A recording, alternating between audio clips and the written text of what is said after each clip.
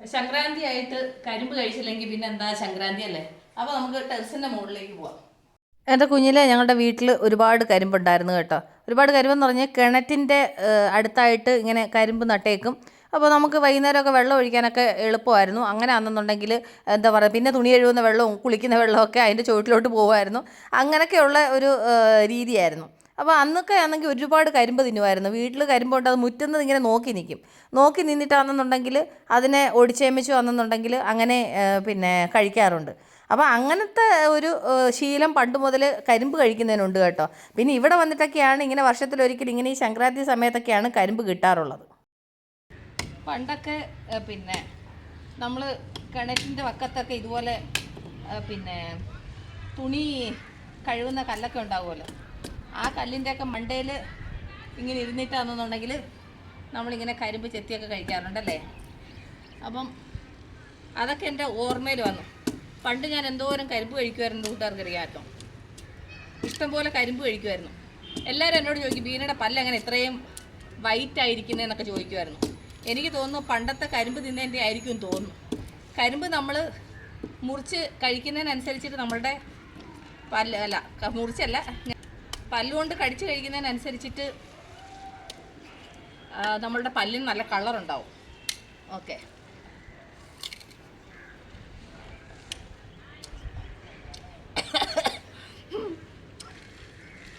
നല്ല മധുരമുണ്ട് കേട്ടോ. ഞാൻ എന്തുകൊണ്ട് ടെറസിൻ്റെ മേളിൽ കയറുന്ന എൻ്റെ കൂട്ടുകാർക്ക് അറിയാമോ? ഞാൻ താഴെ നിന്ന് കഴിഞ്ഞാൽ ഇതെല്ലാം പൊട്ടിച്ചവിടെ ഇട്ടിട്ട് അതിൻ്റെ ഇതെല്ലാം നുള്ളി പറക്കണ്ടേ.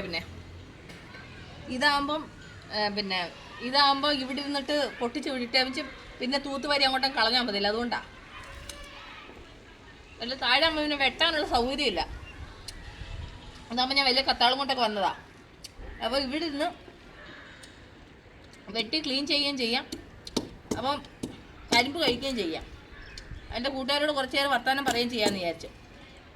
ഇവിടെയൊക്കെ സംക്രാന്തിക്ക് മെയിൻ ഇതാണ് കരിമ്പ്. അപ്പോൾ എൻ്റെ ഫ്രണ്ട് ഇന്നലെ വന്നപ്പോൾ കൊണ്ടുതന്ന കരിമ്പാണ്.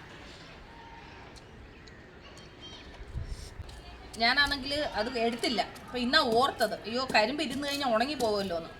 അപ്പോൾ ശരിയെന്ന് വിചാരിച്ചിട്ട് എന്നാൽ ഇന്ന് കരിമ്പ് വെട്ടി കുറച്ച് കരിമ്പ് കഴിക്കാമെന്ന് ചോദിച്ചാൽ അങ്ങനെ ടെറസിൻ്റെ മണ്ടയ്ക്ക് കയറി വന്നേ കേട്ടോ. അപ്പോൾ ചുമ്മാ എൻ്റെ കൂട്ടുകാരോട് വെറുതെ ഒരു വീഡിയോ ഷെയർ ചെയ്തതാണ്. നമുക്ക് നാട്ടിലൊക്കെ ആണെങ്കിൽ ഇഷ്ടംപോലെ കരിമ്പ് കിട്ടും. ഇവിടൊക്കെ എന്ന് പറഞ്ഞാൽ ഈ കരിമ്പ് ജ്യൂസ് കിട്ടും കേട്ടോ. നമുക്ക് കരിമ്പിൻ്റെ ജ്യൂസ് കടകൾ ഒരുപാടുണ്ട്. ഇങ്ങനെ കരിമ്പ് ഇങ്ങനെ കിട്ടൽ കുറവാണ്. ഇങ്ങനത്തെ ഈ സംക്രാന്തി ടൈമിലൊക്കെ ഇവിടെ ഇങ്ങനെ കരിമ്പ് വരുത്തോളൂ. അല്ലാത്ത സമയത്ത് കരിമ്പ് അങ്ങനെ വരാറില്ല. അപ്പോൾ എൻ്റെ കൂട്ടുകാർ കരിമ്പ് ഇഷ്ടമാണോ? നിങ്ങൾ കഴിക്കാറുണ്ടോ? കരിമ്പ് കഴിക്കുന്ന പല്ലിന് നല്ല കേട്ടോ. പല്ല് സ്ട്രോങ് ആകാനും പല്ലിന് നല്ല കളർ വരാനൊക്കെ കരിമ്പ് നല്ലതാണ്. പല്ല് സ്ട്രോങ് ആയിട്ടുള്ളവർക്ക് കരിമ്പ് കഴിക്കുന്നതല്ല. ഓക്കെ, അപ്പോൾ ചുമ്മാതെ വെറുതെ എൻ്റെ കൂട്ടുകാർക്ക് ഇങ്ങനെ വൈകുന്നേരത്തെ വിശേഷം എൻ്റെ കൂട്ടുകാരോട് ഷെയർ ചെയ്തതാണ്.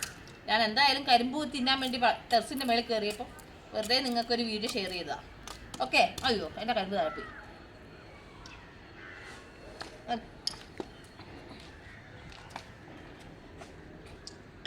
കഴിവ് എടുക്കട്ടെ. ഓക്കെ, അപ്പം ഇതാണ് വൈകുന്നേരത്തെ വിശേഷം. അപ്പം ഞാൻ ഈ കരിമ്പൊന്ന് സമാധാനത്തിൽ ഇരുന്നൊന്ന് കഴിക്കട്ടെ. അപ്പം ഓക്കെ, ടേക്ക് കെയർ, ബൈ.